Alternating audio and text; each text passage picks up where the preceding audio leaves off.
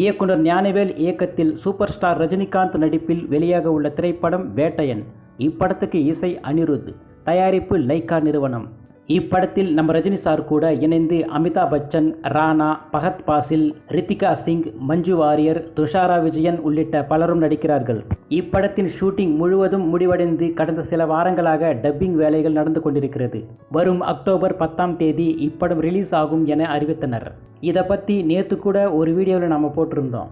இந்நிலையில் இந்த படத்தோட ஆடியோ லான்ச் பற்றி ஒரு தகவல் கிடைச்சிருக்கு.